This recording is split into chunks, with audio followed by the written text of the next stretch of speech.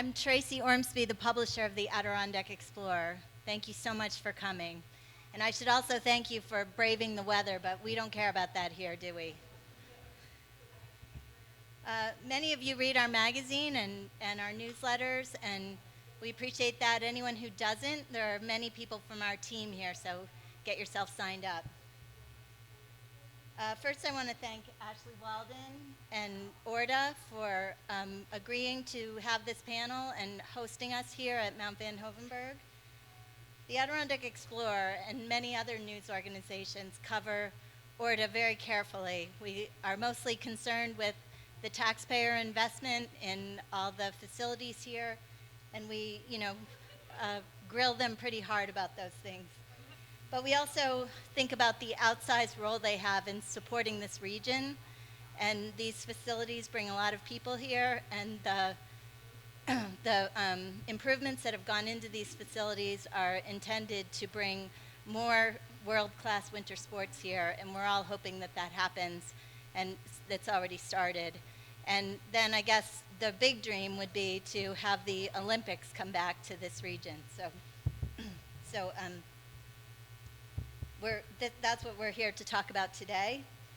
And how the investments in these facilities, like the one we're all in today, pay off in bringing more of these sports to the region. So to kick us off, I want to thank our sponsor, the Adirondack Council. They're a big supporter of the Adirondack Explorers events, and we appreciate that and all they do here in the park. So now I'm going to turn it over to Zach Matson, who's a reporter with the Adirondack Explorer, and he's going to lead the panel today. Thank you, Tracy, and thank you to everybody for coming, and thank you to this great panel we have today. We're here to reflect on sort of the North Country's Olympic legacy, past, present, and future. Of course, we hosted the third Winter Olympics in 1932. We hosted the Olympics in 1980 when we had the great Miracle on Ice, and now we're starting to think about the idea of whether or not to host another Olympics, if it's possible, if it's doable, if it's worth doing. So state taxpayers have invested well over $600 million in the past decade to modernize and upgrade ORDA facilities to serve visitors and meet the specifications for international competition. The governor, as Tracy mentioned earlier this week, proposed another $100 million in capital for this year. The agency in recent years has counted over 1 million visitors to its facilities year-round, driven largely by skiers at Whiteface, Gore and North Creek, and Bel Air in the Catskills, and it estimates an economic impact of over $340 million, numbers that have grown since these investments have been made. So we're just 2 weeks out from the Winter Olympics in Italy. That will be split between Milan, the city, and Cortina, the mountains. And Assemblymember Bobby Carrol and former Assemblymember Billy Jones recently started pitching the idea of a New York Olympic bid to split future Winter Olympics between here and New York City. So we're going to explore that. It's a very exciting and an interesting idea to talk about. It drew this full crowd here tonight, but it's also one that we want to look at with a healthy dose of skepticism and a lot of hard questions that come with planning something so monumental, so impactful potentially. So it wouldn't be a Winter Olympics without a little cold water. So I want to talk about all that tonight, hash out both the bull and bear cases for an Olympics bid, and reflect on the benefits of the investments that have been made so far. I'm going to sort of run through everyone. We have Ashley Walden, the CEO of the Olympic Regional Development Authority. We have Assemblymember Bobby Carrol from Brooklyn, who is nice enough to join us up here in the snowy mountains. We have Andrew Weibrecht, Lake Placid native, operations manager of the Mirror Lake Inn, and Andrew won a silver medal at the Sochi Olympics and a bronze medal at the Vancouver Olympics in the Super G. We have Tim Burke, who grew up in Paul Smith's, is based in Lake Placid, a 4-time Olympian in the biathlon, and director of athlete development for U.S. Biathlon. We have Brian Mann, who has covered ORDA for many years, going back to his days at NCPR, and he's covered multiple Olympics and is packing his bags, I think, later tonight as he gets ready to go to Italy. And then we have Marc Galvin, the co-owner of the Bookstore, plus Lake Placid Village trustee, a president, I think an on and off president of the Lake Placid Business Association, who can give us kind of the economic development perspective here. So I'm going to kind of give each panelist a question to kind of go deeper with their perspective on all of this. And then we're going to hop into sort of a discussion among all of us, and then at the very end we'll throw it to you all for questions. So think about what you might want to ask. So starting with Andrew, I mean, take us sort of behind the scenes if you can. When you think back on your Olympic experiences, sort of the stuff that we don't get to see, the sort of behind the scenes of the logistics, the transportation, the food, the housing, what sticks in your mind of things that have really stood out to you? Yeah. Pop it. I think get the switch on top. There you go. Yeah, thanks for that question. I think you touched on a few of them right there. The things that really stand out to me for an Olympics versus a normal event, a normal World Cup, World Championship, University Games, is the logistics around transportation are huge. And you look at the small towns, especially that host the Winter Olympics, and their towns very similar to Lake Placid. There's not many roads in. There's not a lot of public transit into those towns, and so transportation becomes a bit of a debacle, both moving athletes and moving spectators, and then moving the army of volunteers and logistics people that come behind that as well. I think that Lake Placid actually has an advantage when you compare it to some of the places that I've been to games, Vancouver being one, where there's really one main road that all the venues are on. Lake Placid stretches in kind of a radial geography where you have the venues out at Whiteface, which is dominated by one road, and then the other venues that are either in town or moving out towards the ski jumps in Van Hovenberg, where we are right now. So I think that that part of the logistics, there's a bit of an advantage. And then obviously there's everything that goes along with it, getting the food into the town, getting the athletes housed and fed and transported. And then the other big one I think that's really overlooked a lot that you notice when you're at the games. You notice it and you don't notice it, but is the security that comes along with it. When you're talking about bringing that many people into an area that has that high profile of a international kind of just an international profile, then security becomes very in front of you, but also very behind the scenes. You end up with going on a hike in the woods in Vancouver or in Whistler Village, and you come across a sniper team and a couple of machine gunners, which is something that you don't normally expect. I don't mean to minimize anything, but I think that the logistics they're a big lift. I think we're an event-driven town. We understand the logistics of bringing people in here. It's kind of like that, but more so. And the movement of athletes is a whole another part of it. That I think again, is it because things are spread out a little bit. A lot of it is walkable, but a lot of it are on distinct roads. There's some actual advantages here over other venues. I don't know if I have a lot to add. Yeah, okay. And we'll get more into all of that. Ashley, you led the organizing for the 2023 World University Games that were hosted here. And what did you take from that experience, as well as your time as an athlete, that have sort of been the most valuable lessons to you as you've come into this new challenge leading ORDA? I think when all right, we'll try that. Is that better? Okay. All right, we'll go with that. Looking back at, from my athletic career, the two big things that you take away from being an athlete, and I think, Tim, Andrew, you guys will probably say the same, is preparation and adaptability, right? You can't control everything. Conditions change, plans evolve. So you learn as an athlete how to prepare as best you can, but then how to adapt to things. That was a huge part of the World University Games. It's, Andrew touched on some of the logistics of a multi-sport event. There's a lot of moving pieces, and even the best laid plans don't always go as planned.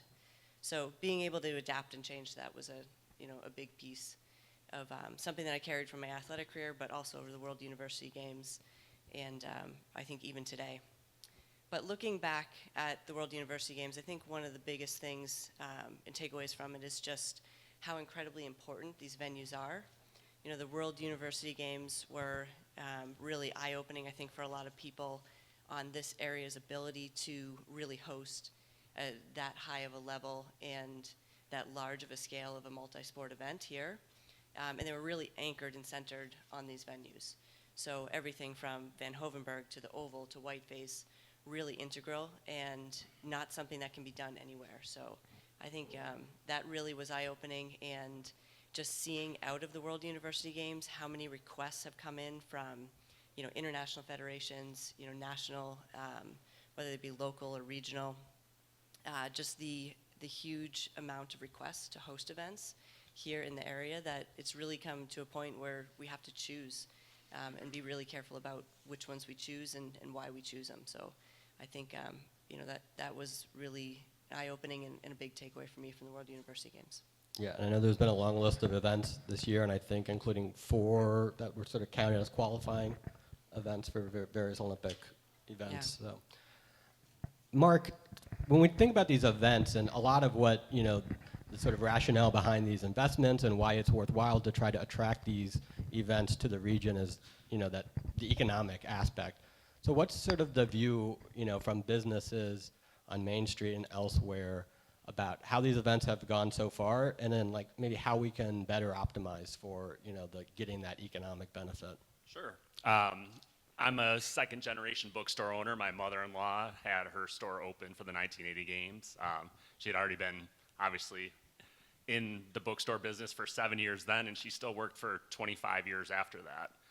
So really the Main Street perspective from a lot of us who are in this for the long haul is not necessarily what kind of economic impact it has during that event, but if people have a great time, if there's investment in the area, and then people come back year after year.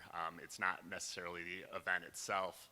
I know there was a lot of talk during the World University Games on how business was down or flat on Main Street, and we expected all these people, but we would have never gotten the investment of the $600 million into our venues, which kind of secures our spot as the winter destination for the next 20 plus years. And even having this conversation now, it just wouldn't never have happened. So I think that's the idea of Main Street. Events themselves are great, but we want people to have a good time. We want the event to go off without a hitch, and then we want people to love Lake Placid and come back year after year. Right. Brian, you've covered this region and these facilities and this agency, and you've been to Olympics, around the world. What stands out to you, from your time covering ORDA, when you think about these topics? Thanks, Zach, and thanks for including me in the conversation today. I've been thinking a lot about what I wanted to sort of contribute from my reporting and from my read on my years of watching ORDA. And here's what I think I want to say, just to establish kind of where I want to go in the conversation for me. And I'm just going to lay out a couple of broad ideas first, and then hopefully we'll circle back as we go on. What we saw in the video, and what we all know, I think, who live here, is that ORDA does astonishing things.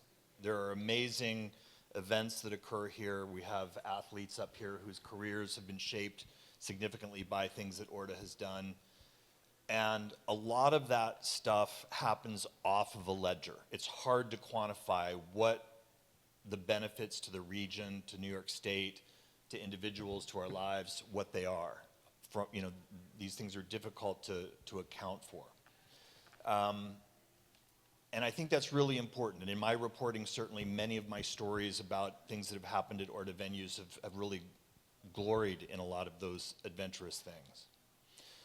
But there's also a pattern that I want to draw attention to that I think is really important. And that is that as ORDA has transformed itself over the last decade into a fundamentally different organization that used to operate in the millions of dollars and occasionally in the tens of millions and now operates in the hundreds of millions,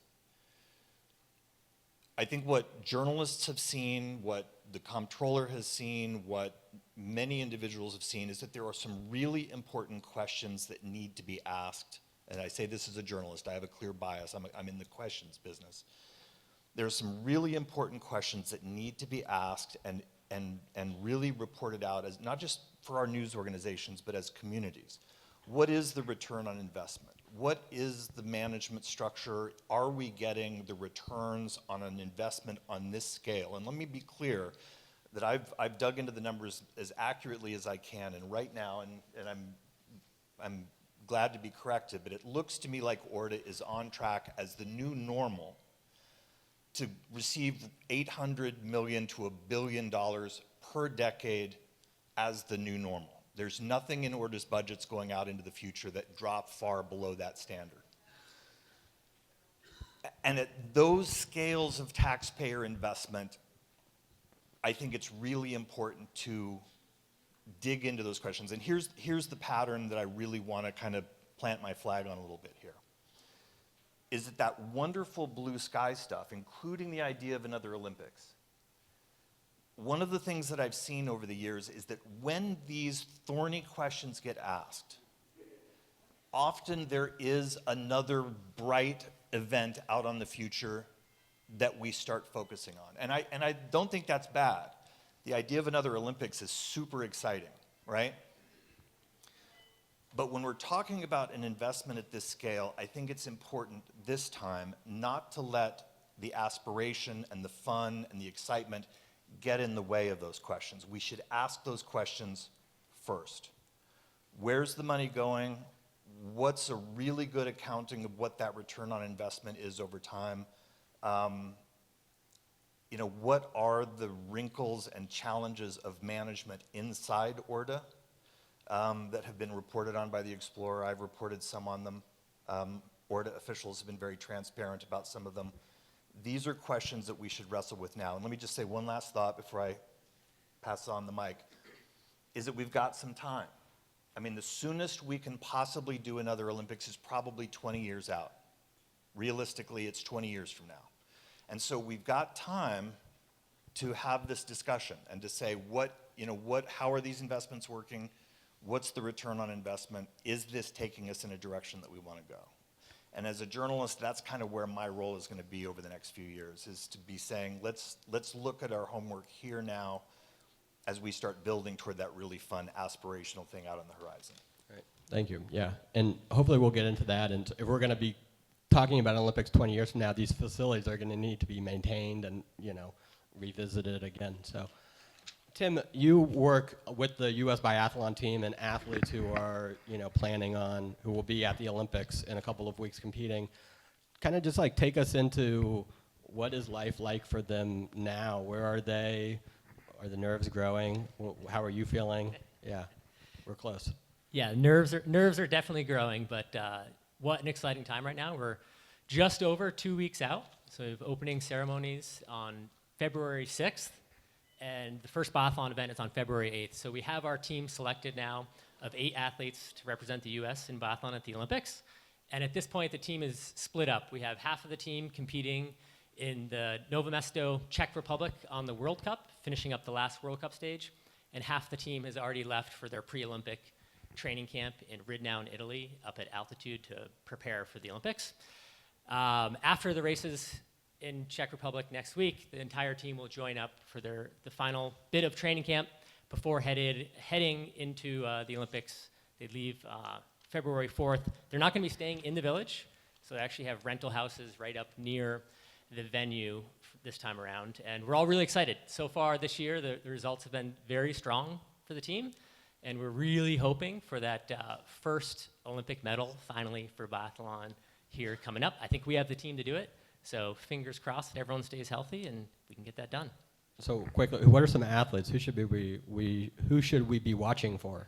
some names of those of us who aren't following biathlon super Yeah, closely. so some of the names we have are, I think our top medal contender would be Campbell Wright. So Campbell was the best biathlete in the world under the age of 23 last year. He's a former junior world champion. He had 2 silver medals at world championships last year. He's off to a great start this year, so he can definitely get it done.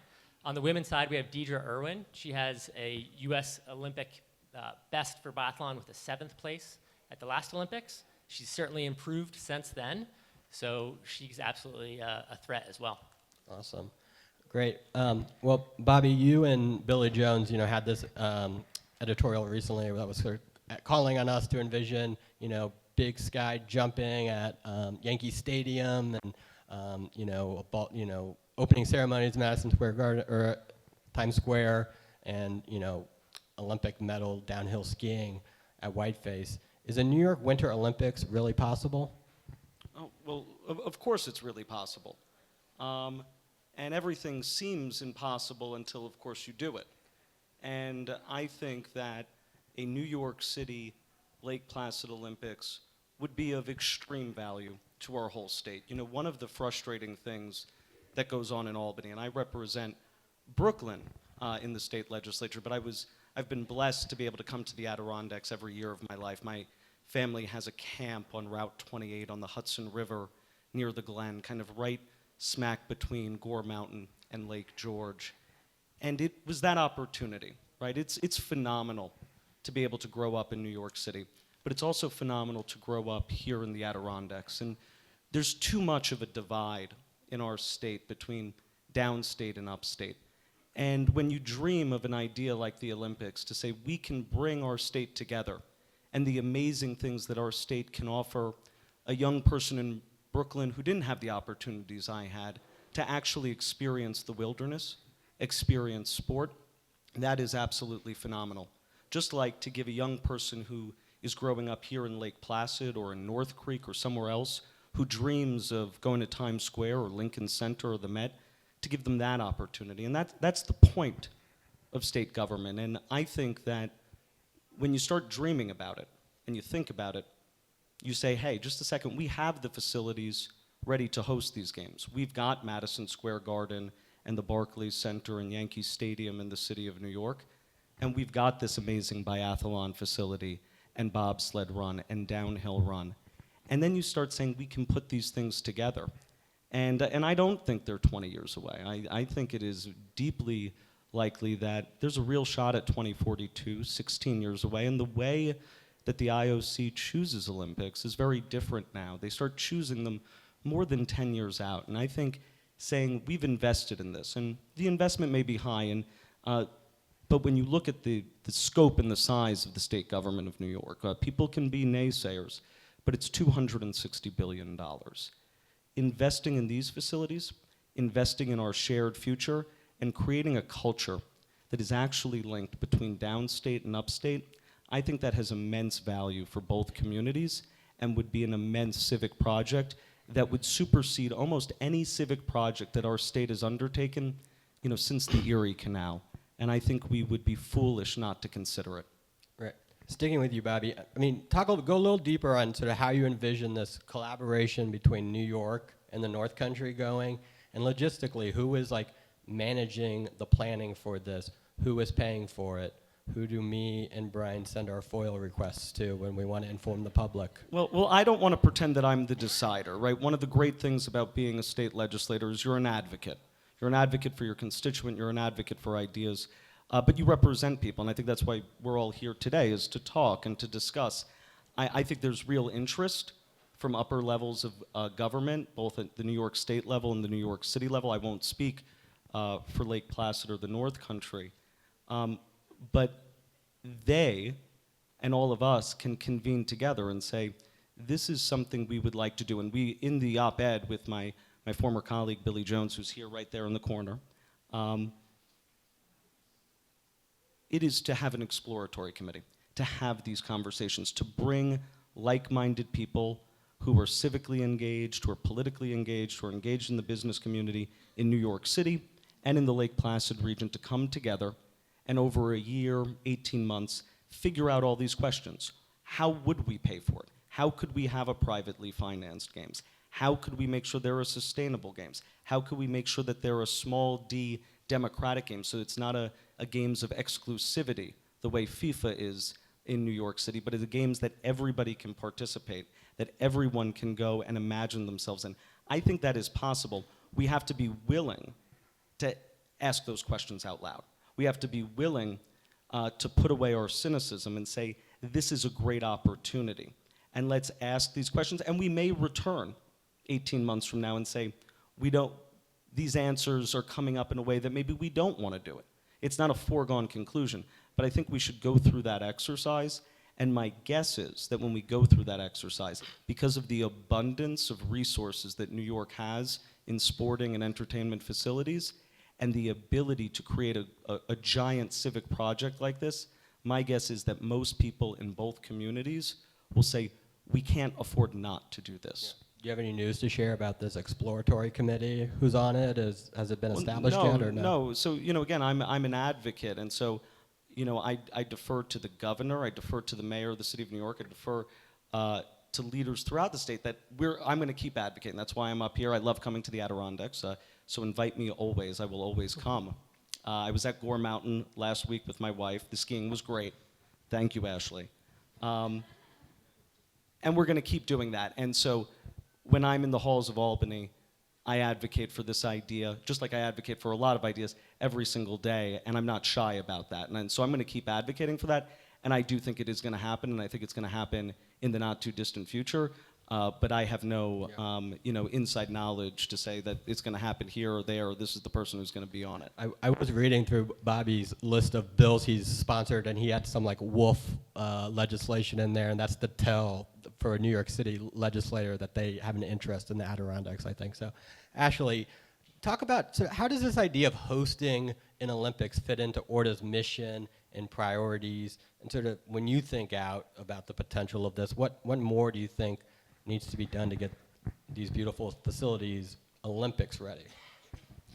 So the ORDA mission, it aligns to athletic training opportunities, recreation training opportunities, benefits to the economies of the communities that we operate in, and really being stewards of the venues, right? So the venues from 1980 have, the majority of them have been modernized to see us into the next 10, 20 years. So when we look at an overall long-term plan, part of our job and our responsibility is to protect those venues and continue the legacy that's been built here, not just from the 80 games, but from the 32 games as well. So we look at, also within our mission is continuous improvement, right? So and that's not just from a sports standpoint. We also are very focused on recreation. How can we pull, how can we utilize the awesome opportunities that we have here for athletes and incorporate them into recreation and public opportunities as well? There is, for us, we host everything from World Cups to World Championships to, small community races all the time. So if we talk about a major multi-sport event, we have venues, and we would, should that be a desire of, the communities in the state to host an Olympic Games, we would ready the facilities for that. Obviously, 20 years, there would need to be, continued improvements to them. But we see that all the time with the venues that we operate. The sporting standards change as technologies develop, as athletes get better. We're continually having to adapt and change the facilities to meet the modern day standards. So that would continue to be a part of it, whether there's an Olympics or not.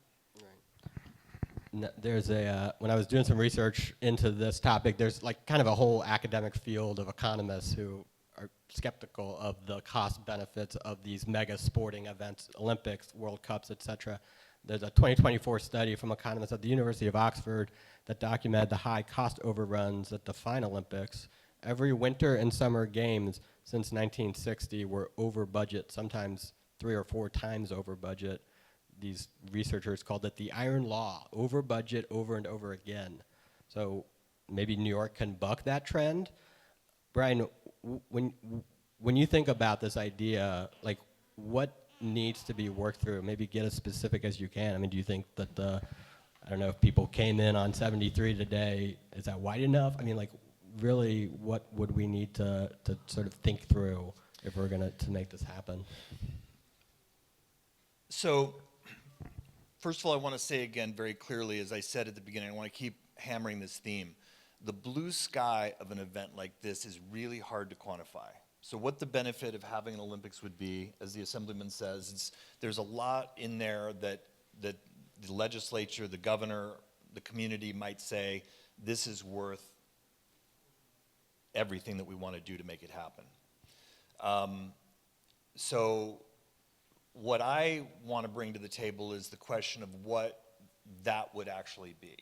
So let me again say what the numbers look like right now. Just to maintain what ORDA is doing now, this is not another major event. The numbers as far out as ORDA projects run between 80 plus to $130 million a year.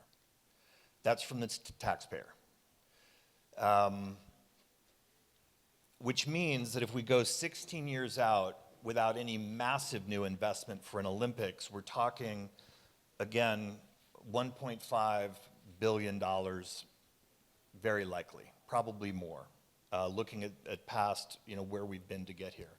On top of that, even without any huge cost overruns, you're looking at Olympic Games for the Winter Olympics running from 2 to 2.7 to higher $1 billion. And that's in communities that have all their facilities in place, right?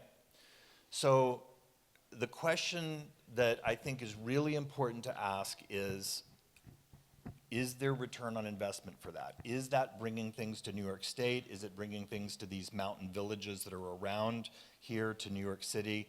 And also, I think there are also, can I just say one other quick thing? One of the things, again, that I want to say let me do one quick footnote here. This is important to say. Since I'm sitting next to Ashley, I want to say something that I think is really important. I've covered ORDA for 20 plus years, and I've covered sport and Olympics for a long time. And I've also covered New York politics for a long time. And I've covered an immense amount of corruption and dirty dealing in both worlds, sports and New York politics. I've never come across a single shred of that around ORDA. Never any hint of anything other than completely visionary, principle-driven people wanting to do good things for these venues and for these communities, right? So when I ask these skeptically journalistic questions, some of them I think are pretty tough questions, I want to be very clear about that. There's no part of this that I'm casting shade beyond the specific questions that I'm asking. But one of the really important questions to ask as we launch forward into this next decade, whether there's an Olympics at the end of it or not, is this working?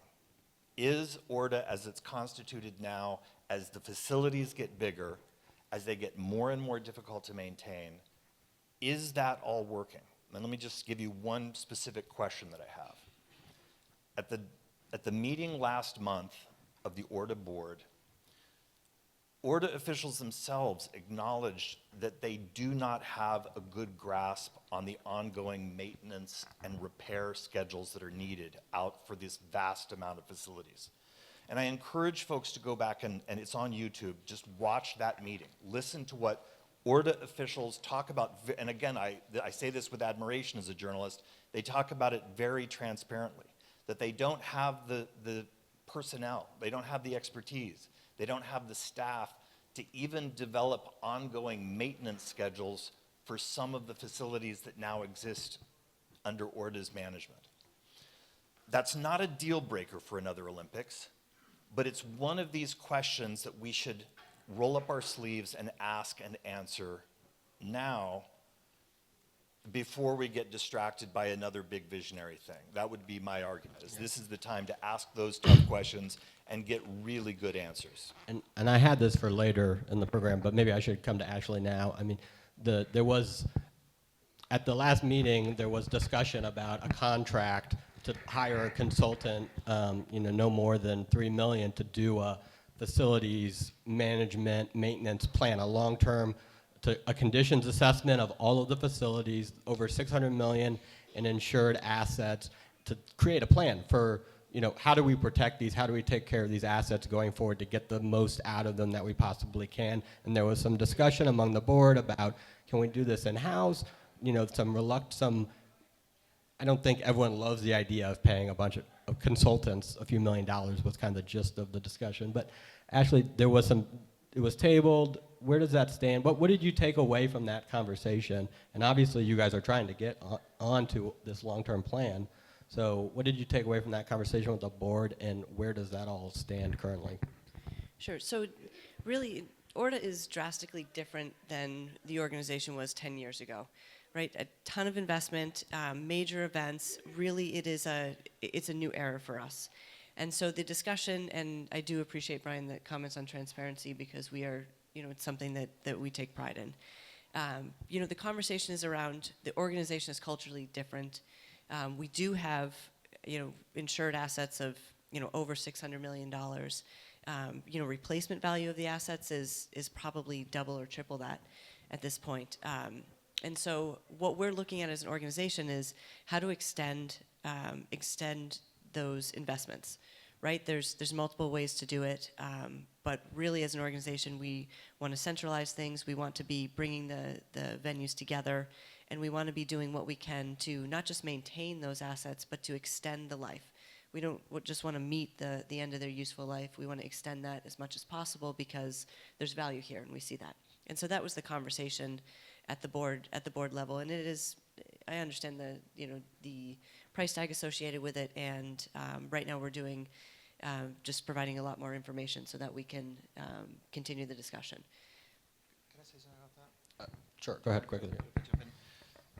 I think that that's one issue and again, I urge you to listen to the conversation at that ORDA meeting. Part of it is the $3 million price tag for the consultants, but part of the thing that I really want to draw people's eye to, and this is again something that you were very transparent about, is that ORDA is struggling in these remote mountain villages to just hire basic maintenance staff, electricians and plumbers, and enough people to do this work. And so, getting a one-time consultant's plan I think that sounds like it could be very productive. It'll be interesting to see, what that turns into. But these, again, are questions that I think that are really important to wrestle with. If we're going to operate one of the largest winter sport enterprises in North America, which is what ORDA has become, and again, I say that this is a success story. ORDA, in 10 years, has become one of the largest winter sport operations in North America. And so the question is, how is that working? How are all those pieces coming together? And as we begin to pivot forward into the future, I think those are the questions that, without casting any shade, that I'm really eager to have us as journalists and us as a community really wrestle with. What's that going to look like?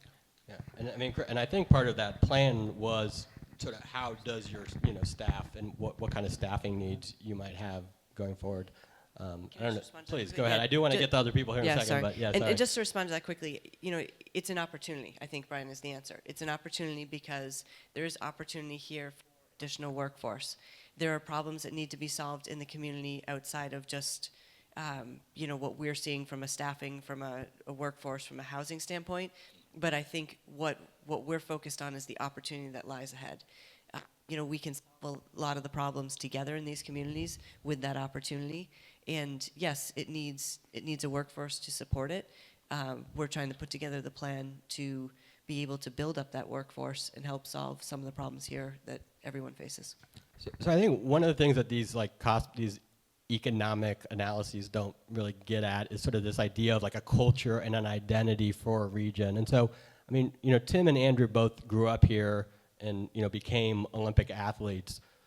For both of you guys, really, what did growing up here in this place that has this Olympic legacy do for you as young athletes, do for your development? Like, did that make it possible for you to achieve what you ultimately achieved? Andrew, maybe?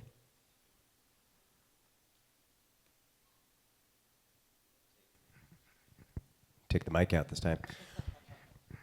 Yes, absolutely. I think the culture of Olympism in Lake Placid is very strong, and it has been since '32. And I grew up in the wake of 1980 And to grow up in a community where it's so normalized to be excellent at something, so normalized to be an Olympian, to go to the Olympics, to excel at something is incredible. I mean, as a kid growing up, to be able to walk down the street and the guy who is now the mailman was an Olympian, or the neighbor two houses over went to the Olympics 25 years ago. When you have those experiences as a kid, and you just start to think to yourself, okay, well, they're normal. Why not me? Why can't I be that type of person? And I think that's incredibly powerful, and it's wildly inspirational as a kid.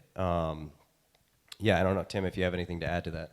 Yeah, and Tim, and I mean also you guys maybe didn't benefit from the facilities upgrades that current athletes now get to benefit from. I mean, talk about your experience like Andrew, but also if you were a young athlete now, what would these facilities offer you that you didn't have? Well, I'm a bit older than Andrew, so when I grew up, started skiing here, the old biathlon venue was still really in use, and there were World Cup events coming here.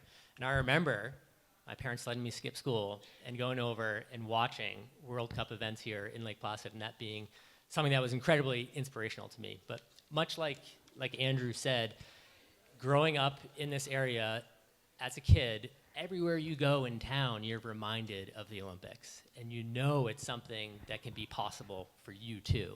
And I think that's one of the hardest parts for anyone, but especially for athletes, to get to that point where you really think that this is something you can do as well. So that was really powerful, and also just having the opportunity to try different things. I tried alpine skiing, didn't go very well. Ski jumping, horrible, but for me, biathlon was what really stuck, and I just feel so fortunate to have had those opportunities to try different things, to really find what worked for me, and we're fortunate that kids growing up here today have these modern venues and can do the same thing. Right, and sticking with both of you again for a second, when you think about this idea of an Olympics, like Andrew, whiteface, mountain, like knowing what you know from your previous, Olympic visits and stuff, is whiteface ready to go, or would it need to be adjusted in ways that you might be able to shed some light on? So with whiteface, we're working on it right now. They did a huge new trail cut on the main part of the mountain. One of the barriers for whiteface has always been that any of the speed events ran off the top of the mountain. And we all know the weather being what the weather can be here. If you're doing a race at 80 miles an hour, if there's wind, fog, snow, it pretty much is a non-starter. So the downhill course in particular has been reimagined so that it can run off of from the top of the gondola down to the base of the mountain, which changes the logistics, changes the viewing experience. I think it makes a much better downhill, although I love the old downhill. It was iconic, it was beautiful, but I think in modern times you have to start thinking about the safety of the athletes and what's actually feasible and what can you run most days, not just some days. So that really, from Whiteface as a venue for alpine skiing, is the last piece of the puzzle, is trying to figure out a viable downhill. We have the plans with Tommy Johnson, who's kind of the guru here.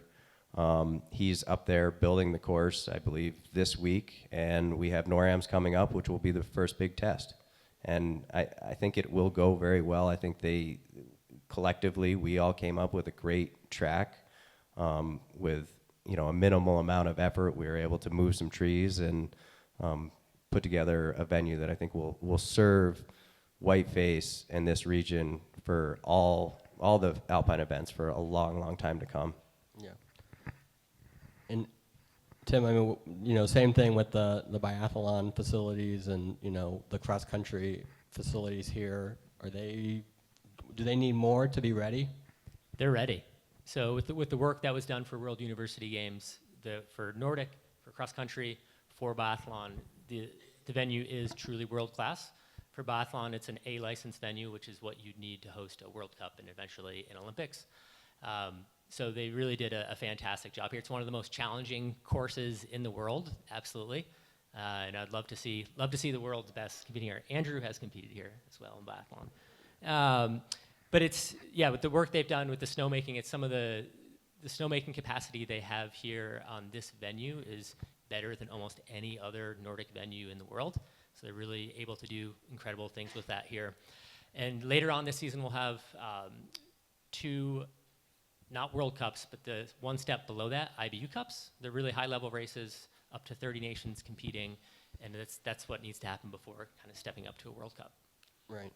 Mark, when as someone who is like a leader in the village, when this idea of a future Olympics, like, what are maybe some of the like practical things that people in the village, like, what questions might come up for them? Oh, I think there'll be a lot of questions. We just went through a joint town and village comprehensive plan, and a lot of the things you heard throughout that plan was event fatigue. And so obviously an event the scale of the Olympics, it's going to have a huge impact on the community. And so I think it's just going to be a matter of getting buy-in to that, seeing how people are feeling, and then kind of taking next steps after that. But I do think about, you had mentioned 73. I think about the logistics coming in. Like 73 is not getting any wider. Like it's just not going to happen. The same challenges we had with transportation back in 1980 are the same, and they're not going to change. Except in 18 years, are we going to have hovercrafts and flying vehicles or something like that? I don't know. I don't know what the future looks like 10, 15 years from now as far as transportation goes. But there's always going to be the Cascade. There's always going to be Wilmington Notch to deal with. Those aren't getting any wider. So thinking through those things could definitely be interesting. And then, people still have to get through and do their daily lives too, and get to their jobs and operate so that we can service the people that come here to watch the game. So there'll be a lot of questions for sure. Yeah. Bobby, what about you? What questions do you feel like you'll have, or other lawmakers might have, or when you think about getting down to the nitty-gritty, where do you feel like some of the challenges might be? I think that's why it's, again, I reiterate, it's important to take the first steps before we try to kind of swallow the whole elephant, right? And I think that's the point of an exploratory committee, says, should we do this? Can we do this? What is possible?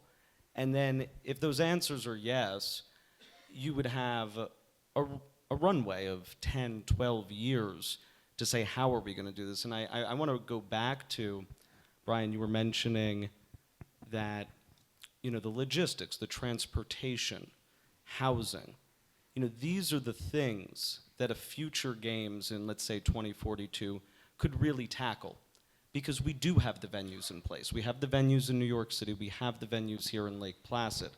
And so the things that change the lives of people every day outside of the 19 days that an Olympics runs, that's what we can invest in, and that's what we can figure out. And that's how, again, we can connect these communities. Are there ways? I go up every week to Albany. I take Amtrak. It takes about 2 hours and 30 minutes. That's a run that should take an hour and a half. And then if you try to go further north, it takes, 7 hours to get to the Canadian border. Are these upgrades here? Are there upgrades to regional airports? Are there upgrades throughout the region that will make life better here in Lake Placid and better in New York City?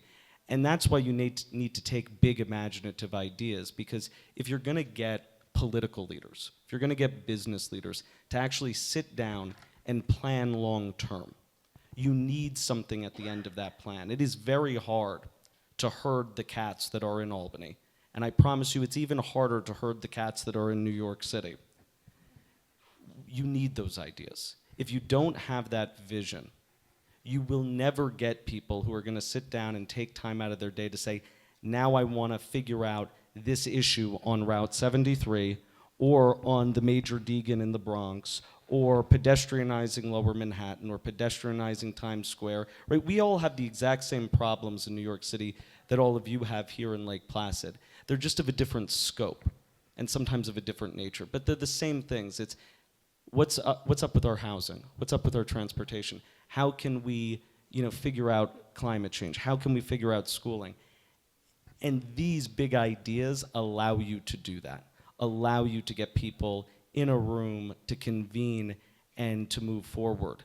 And that is why this is a good idea, and that is why I think nothing is pre-written. Nothing is, it's not that there's, oh, here it is, here's the plan, or here's what's going to happen. It's conversations like this, and I think that this is the first of many conversations that will happen in the Adirondacks, and that will happen in New York City, and that will happen in Albany. Right. Another thing academics like to do when they're looking at the Olympics is look at all the different host cities or potential host cities, and then map on these emissions scenarios and project out, climate change and what sites are going to have reliable winters in 2050 and 2080 and 2100, and depending on what scenario you use, it can be pretty bleak. Ashley, talk about that. We're talking about hosting a Winter Olympics out into a future. Right now it's beautiful outside, it's snowy, it's going to be really cold this weekend, but that's not what every winter, and going forward, that is we can count on that less and less. So what have we done so far, and what more can we do to sort of create that winter sustain winter sport here? Yeah, I mean, kind of contrary to what we're seeing today, we are seeing a trend where the amount of snow that we get, the temperatures are changing. Part of what we've done with all of the modernizations is to really think forward, right? What challenges are we going to face for the future, and how can we try and combat them as much as possible? So outside of just the major events, just operating the venues on a regular basis, the investments have included efficiencies to ensure that we can make snow at the ski areas more efficiently, so using less power, less water, and be able to do it at a time where there's, the temperatures are milder, right? So helping to future-proof those. Additionally, some of the renovations that have happened here over the past summer, there's a new refrigeration plant, which will operate more efficiently. Some of the way that the structures are now shaped will help to insulate it better. So we're really thinking about what we're going to be facing for the future and how we can be resilient throughout those changes. And Brian, this might be, I know this is of interest to me and maybe to other people too, but talk about sort of your, what your plan going into, how you're going to cover this Italy Olympics, what you're looking forward to, what stories you're, keeping an eye on, sort of what the plan of attack to cover such a big event looks like. I'm sleeping constantly for the next week before I go over, because after I get to Milan and Cortina, I won't sleep for a month. And it's going to be really interesting in Beijing. The transportation system was really a mess. I'm hoping Italy has, we're continuing to see this model, which I think is very interesting, and it does open the door for this idea that we're doing these more dispersed games. So I'll be in transit quite a lot. But I do want to say it's an amazing experience.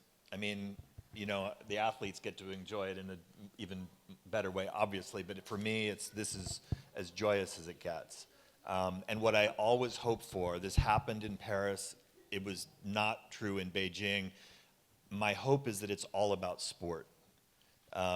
In Beijing, it became a scandal involving a Russian figure skater, and it became sort of geopolitics, and that was really a bummer. And so really my biggest hope is to catch little catnaps here and there, and also just that for a month we all get to pretend that politics isn't a thing, and it's just all about figure skating and skiing, and everybody's clean and no scandals. So that's what my fingers are crossed about. Yeah, I was just reading about the tailoring scandal among the Norway ski jumpers. So yeah, look that up if you're interested in the how you can crotch gain an scandal. extra 3 meters by adding to the crotch area. Exactly. Now I've kind of forgotten what I was going to ask next with that aside to Norway. Whoops. Yeah. Bobby, I'm interested in sort of this idea of, a collaboration between the city and the North Country. It doesn't really feel like maybe that exists very much. How do you feel like something like the Olympics could be leveraged to, and what really could we get out of a better, more collaboration there? Well, my best collaborator was former Assemblymember Jones, who was elected the same time I was in 2016. And I see, again, why not? It makes the New York City community less rich, and it makes the Adirondack community less rich for us not to collaborate, right? There is so much that we can learn from one another. These are two unique and wonderful places. I think that we like to kind of pretend that we should have this upstate, downstate divide, that somehow the city is cosmopolitan and fast and part of a different has a different set of values than upstate and rural and exurban communities. And I just don't think that's true. And some of the best memories I have in my life are right here in the Adirondacks. And I'm sure there are people in this room who some of the best memories of their life are in New York City as well. And linking those two communities, there's absolutely no reason we can't link those communities.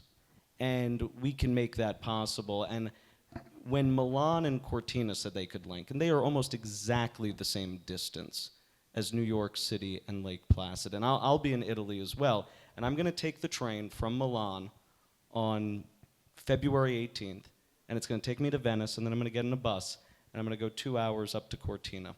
And I'm guessing it's going to be a pretty easy ride. And those communities are no closer, culturally, geographically, than we are. But they have figured out that together they are significantly stronger and will be able to go and show themselves to the world. The Winter Olympics will not come back to Lake Placid if it does it by itself. And obviously, the Winter Olympics could never come to New York City. We do not have ski mountains. We don't have ski jumps. So we have to collaborate if we want to work on this together. And usually, I think what we will see is the dividends from that will be spectacular. There will be people who would have never come here from New York City who will make homes, will make businesses, will make memories, will make connections, and vice versa. And that's why we should do it. And we should be sober about it. We should make sure that we care about the taxpayer and that we have games that are privately financed. We should care about our environment. We should do all of those things. But what we shouldn't allow is for those nagging issues to say, well, we can't imagine this. The Italians have blazed the path, but I think we can build something so much better and bigger. And I think we'd be foolish, and I'm really excited to go to Italy. Italy's a phenomenal place, and it's going to be a great time. But I think it is the prelude to what we could do here. And I mean, the International Olympic Committee, over time, they kind of are always tweaking their process and everything and responding to critiques. And they have shifted more towards this desire to have existing venues and all of this that you can build on. So actually, for a minute here, let's turn to sort of, putting the Olympics aside for a second. The money that was in for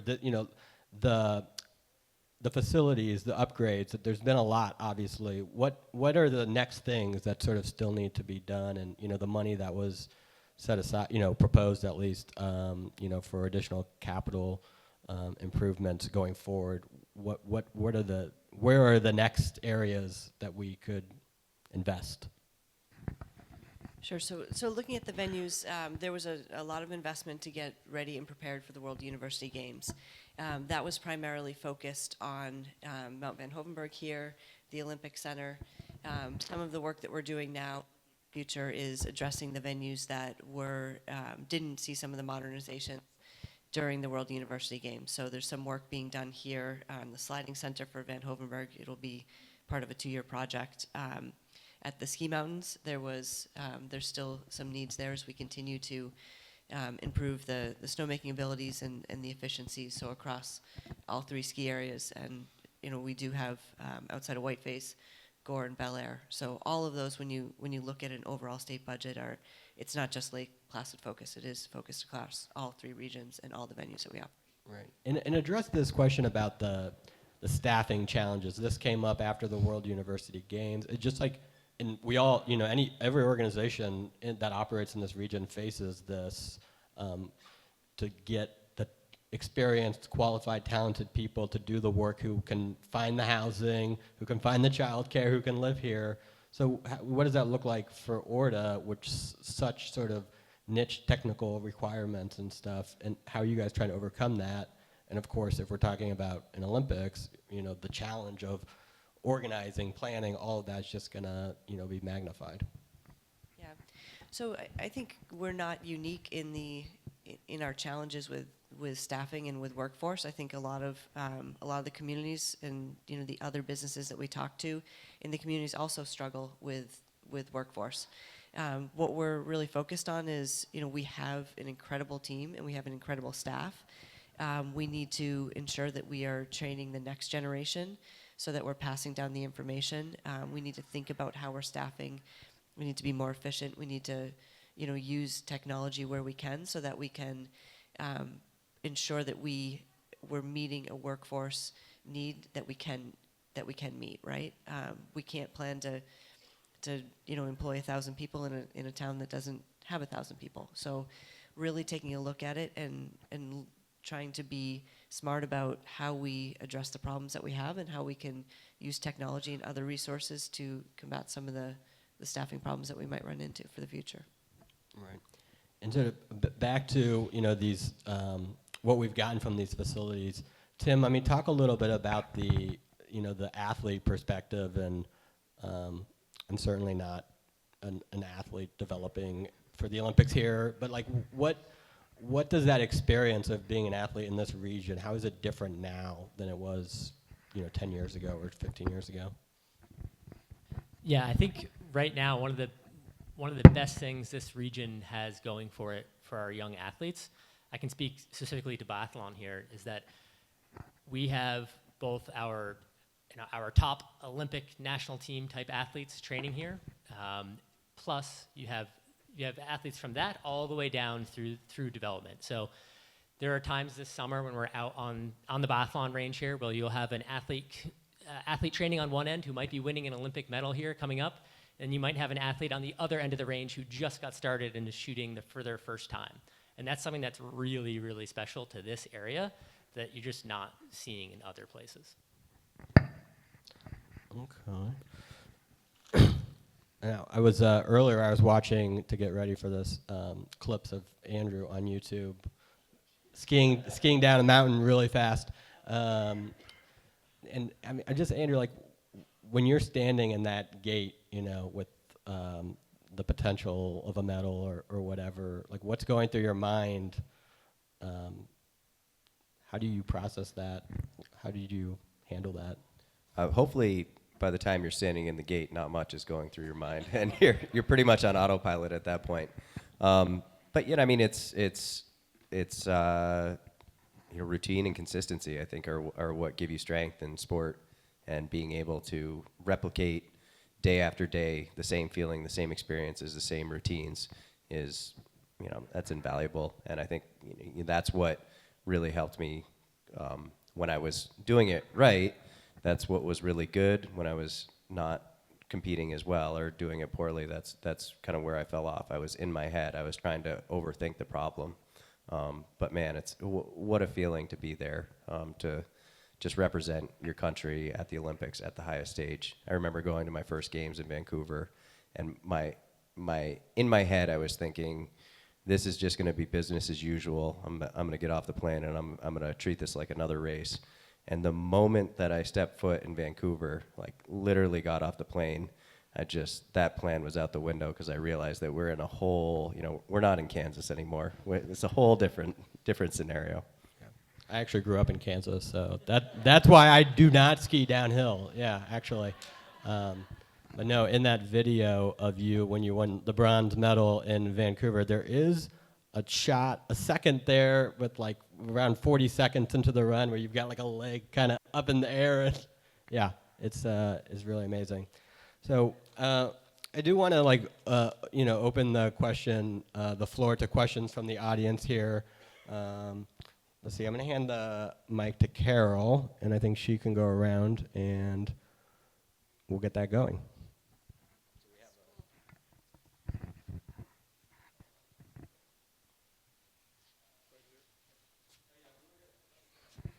We're going to actually start with, we have some students from Northwood School.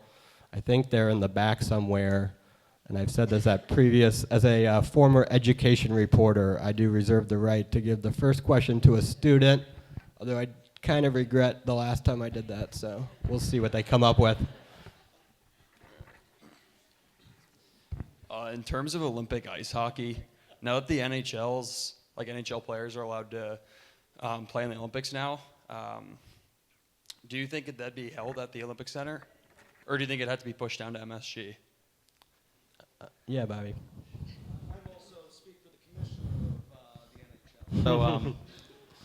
So, but yeah, I think that the hockey would likely be at MSG, and one of the reasons why, again, I think this idea is so powerful.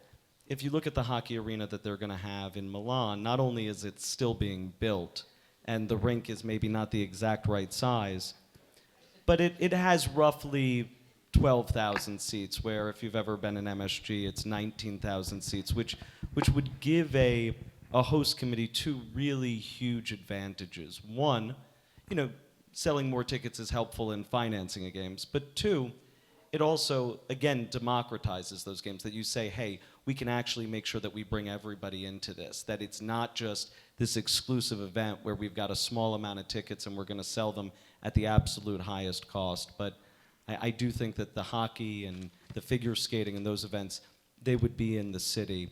But again, that would be for a bid committee to decide, right? I'd like to think that everyone listens to me, but it's rare. Yes, this gentleman here, and then I know this young lady here has a question also. This is on? Okay, great. I think the best chance for us to have another Olympics is actually in 34. I was at the aerials event, and Darcy and I were chatting, and we had the aerial event because it had snow out in Park City. So imagine if the Olympics were going on this year in Park City, they'd need us. It strikes me that smart for us to become the official partner with Park City right now, the official backup. So we don't go through this huge thing that we are round robin trying to replace be the bobsledding track for Italy. So one, I think we really should be thinking very strongly in terms of 34, and I'd like to get some response to that. And the other is thinking of what Tim Burke was saying. I think our jumping complex needs to be like the biathlon. Right now, where we don't have a 70-meter jump, which is critical, and some of the smaller jumps. So, because I really do think that being able to, that vertical training is critical. So I'd like to, get some responses to those two ideas. So, yeah, I don't know, Brian, maybe you know better than I do about, I kind of thought we were kind of committed to other sites, into basically the 2040s, and then maybe Ashley can talk about the jumping facility. I think what Naj is saying is that if Salt Lake were to have a snow failure, that we might be available as a backup site. My guess is that Salt Lake City will be, putting the infrastructure in place to do what we did in 1980, which is basically to run games. When I was in Beijing, there were essentially white roads down desert mountains. It was quite beautiful, but very surreal. And so, but I guess we came somewhat close to getting sledding events here this time. So I don't think it's a crazy idea to just let everybody know that we're available for at least some events as a backup. I don't know what Salt Lake would say to that, or what the U.S. Olympic Committee would say to that.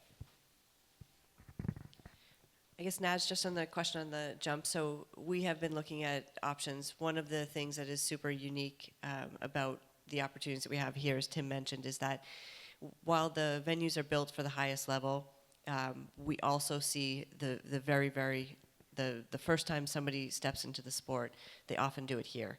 And to us, that's a super important important piece, right? We want to support our sport partners. We want to help them on recruitment, development, whatever it may need to make them successful, because together we're successful. There is a need for some intermediate jumps. It's going to take some planning and it's going to take some funding to do so, but there is a lot of support, within the Eastern ski jumping world as well. So it's something that we're looking at for the future.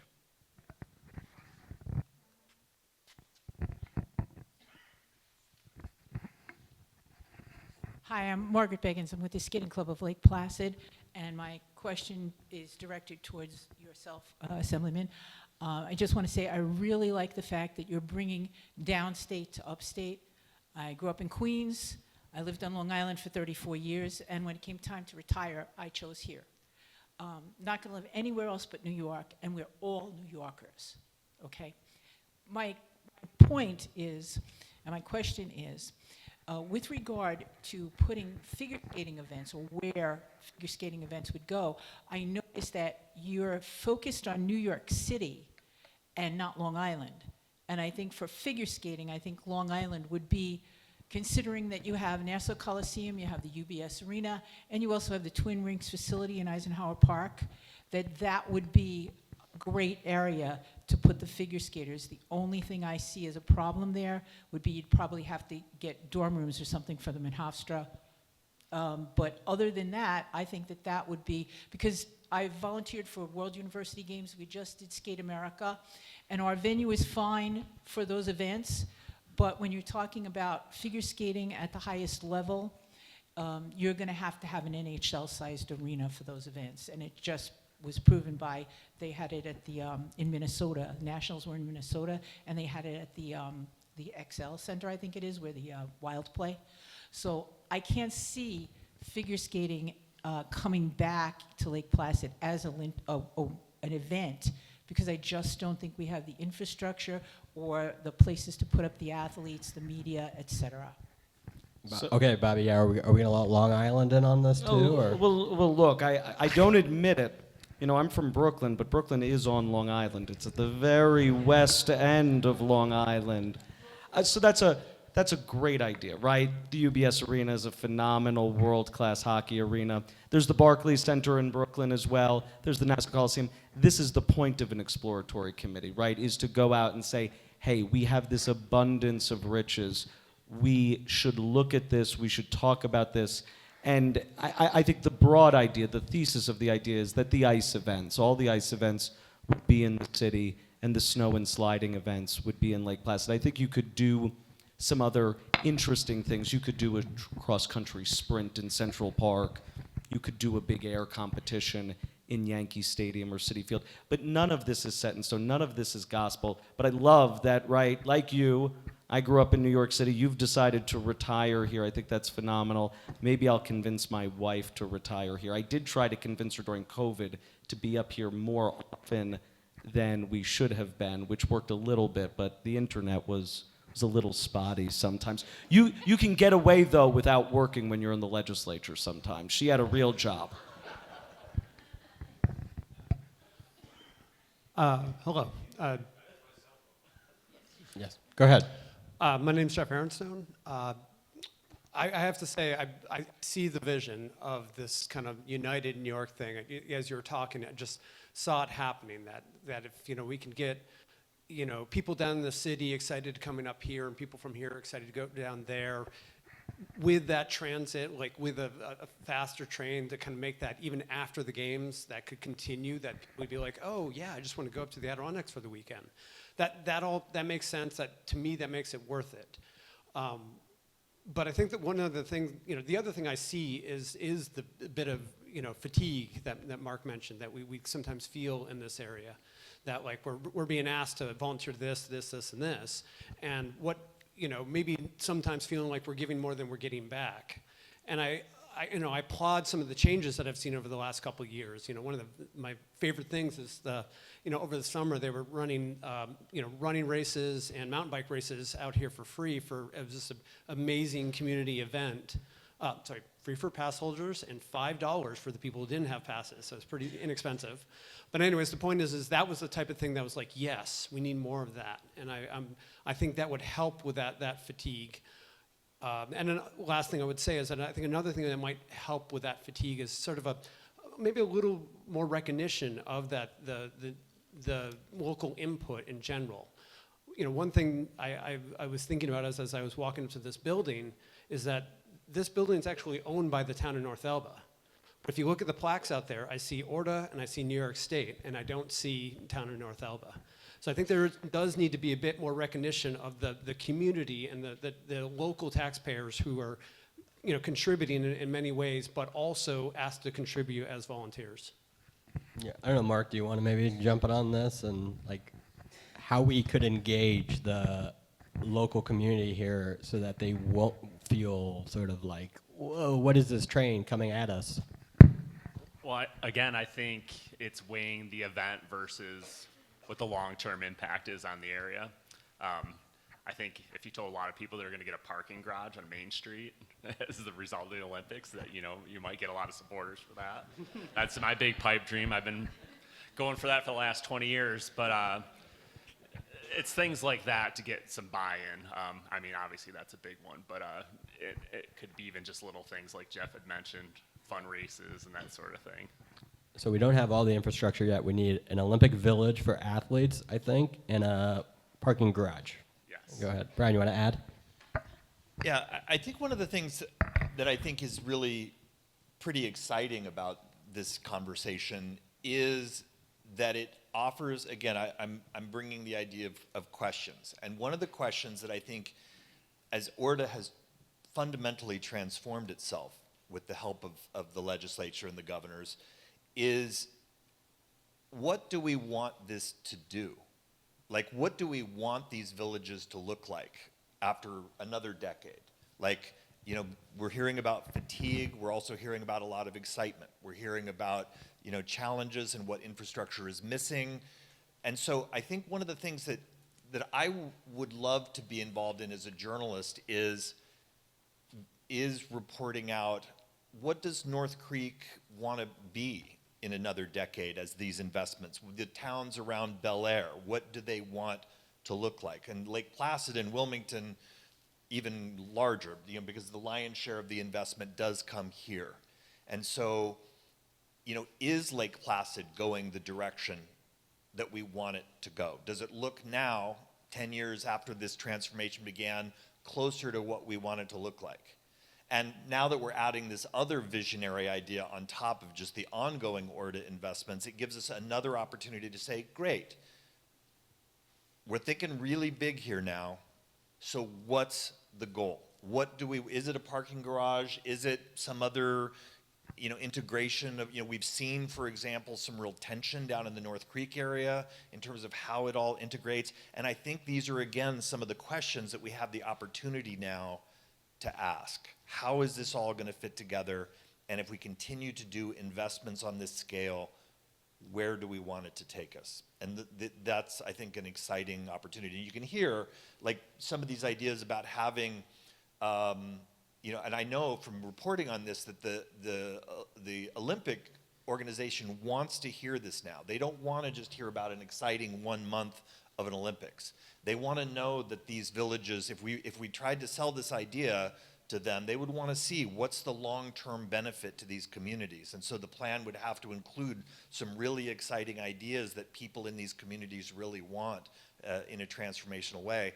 And as a reporter, that's an interesting conversation to pay attention to. What do we want ORDA combined possibly with this other thing? Where do we want this path they're building to take us? Yeah. Oh, Ashley, I'd like to hear you jump in on this for a second, just in terms of how you guys think through sort of, being a good neighbor and working in these different communities, sort of supporting not just the needs that ORDA has at a particular facility, but the sort of bigger question of, how does this also support the community? I know there's some, connection in North Creek and all of this, so talk a little bit about that. Sure. So part of our mission, obviously, is economic impact in the areas that we operate, and we're very focused on that. We work with the communities that we operate in. You may have seen recently here there's a posting in the newspaper for a community engagement committee here in North Elba, where there will be a structure put together so there will be better communication between specific venues and ORDA in general. So we're trying to find ways within the communities to have better integration, to get better feedback, and to understand how, when we are making decisions on improvements or just overall operations, how we can ensure that we're doing that in tandem with the communities that we operate. You know, it varies by area and by venue, but I think just continuing to build those relationships with those communities and the stakeholders that are invested in the venues that we operate is crucial to our success and the community's success. Do we have more questions from the audience? Yes, here. I have a statement I have to make before I get to my question. I have been a volunteer with ORDA since 1983, back when ORDA used to have concerts at the Olympic Arena. I'm an official for luge, bobsled, and skeleton. I was a treasurer for the village of Lake Placid. I have municipal contracts with over 102 municipalities in New York State, including in New York City. I've lived here for a long time. I've seen ORDA grow and how it's developed. So 75% of the sales tax income in the 7-county North Country region, which according to Empire State Development, how they do the regions, there's 7 counties referred to as the North Country region. 75% of that sales tax is generated between here and Wilmington. A lot of the money that comes from EFC and USDA for infrastructure projects like water and sewer to develop the lines for new housing development and stuff throughout the communities is because you can improve economic development. So if you don't have the water and sewer lines to encourage people to buy land and put up houses in this area, the area dies, because they're not going to pay for that, to do that themselves. They want that infrastructure already here. Being able to prove economic development provides that infrastructure through grant funding from New York State. As a matter of fact, that's how we got the funding to redo the sewer trunk lines behind Lamb Lumber and all the way down Main Street a few years ago, was by being able to prove economic development. A lot of the athletes that come here, there's a misconception with the general public, and a lot of the general public thinks that the athletes are funded from the day they start. From the time they start development, they think that they're getting money all the way through and it's falling out of the sky for them to develop. If we don't have a development facilities for those athletes here, they're going to have to go out west to train. A lot of potential Olympic athletes will no longer be Olympic athletes because their families and their friends and their supporters aren't going to be able to fund them to make them an Olympian. I mean, that's the bottom line with this region. So if you really are interested in economic development with the Olympics, it's not just looking at the Olympics and it's not just looking at the sports. When I first started working in Lake Placid, one of the things that impressed me the most as the front page of the paper was on who got the latest medal, not on politics. And that's a nice change for a small area. But my question is, I mean, I sat on the first comp plan that was done by Lake Placid in the town of North Elba. I helped develop the first comp plan. I sit on a lot of comp plans. So my real question is, what happens if you don't do anything? What happens if you don't make a plan for the future? Because these surrounding and small communities will die. Yeah, I mean, who wants to take that one, huh? Yeah. You're right. Yeah. You're right.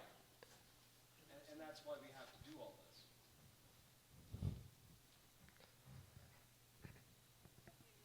If we don't have plans, right, someone else will make plans for us. And if we do not build and if we do not think forward of how people can grow their communities, grow their businesses, and stay in New York, they will go elsewhere. And you know, the New York State budget has been mentioned here before. It's immense. It's $260 billion. There's only 2 budgets in America that are bigger, the state of California and the federal government.